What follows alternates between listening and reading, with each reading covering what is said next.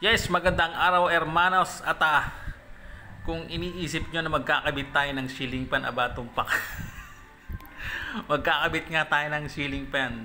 So ayan, so binisita namin dito sa kabilang gym dito sa may Oriental Mindoro, bayan ng Bungabong. So ayan, so binisita namin dito para tingnan nga namin kung kung paano ikinabit at magkaroon ng idea, no, kung paano i-install itong mga LEC ng industrial ceiling fan.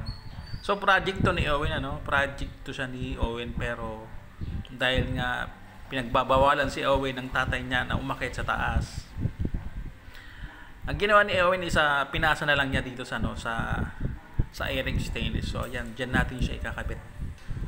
Yan diyan. So mangyayari diyan sa naka triangle na yan, maglalagay tayo sa ilalim ng ng base ng channel bar.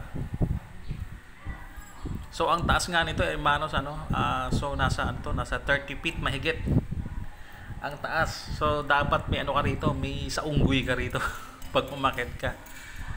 So ayan, ikinakabit na yung scaffold. So yung pagkakabit ng scaffold is ay sagot na ng EMC.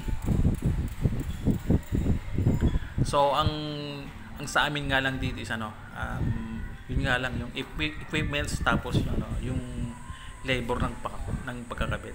So ay inaantay nga lang namin dito na matapos na ma-install, maitayo tong ating scaffolding, then uumpisahan na natin siyang i-assemble at magkaroon ng welding works doon sa taas. So ayan, at malapit na nga siyang matapos. So itong pag-i-scaffold dapat sureball siya, sureball na na matibay at di siya umuuga para iwas sa aberya. So wala nga kami dito yung mga safety harness, kaya yun dapat doble ingat, tsaka dapat sureball na mga galawan.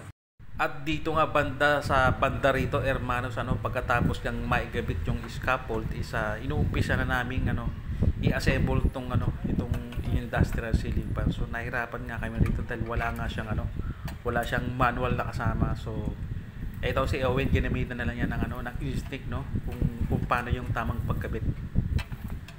So anyways, pagkatapos natin ito siyang igabit, itong mga accessories niya, itong mga braces, mga bolts, so iisa-isay na natin siyang iakyat doon sa taas. At yan, kung makikita nyo, at pinupulweg na nga nila Arnold at si Rocky yung base nung pagkakabitan natin nitong ceiling fan. At doon naman sa banda roon hermanos, sa taas na yan, at tinetesting na nga nitong si Rocky kung matibay yung kung matibay ba yung pagkakakabit ng base natin. So ayan, ilambitin pa. At dito naman sa gawi dito hermanos, at inuumpisa na nga iakyat yung mga LEC ng ating ceiling fan.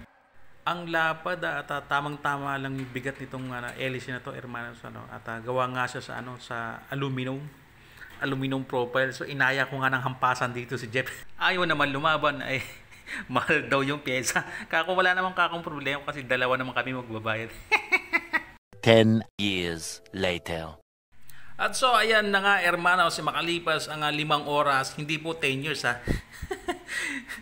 oras po, pagkalipas po ng 5 oras na igabit na natin. Ayan, nahigpitan na natin yung mga bolt, igabit na natin yung mga bagting niya, yung mga braces.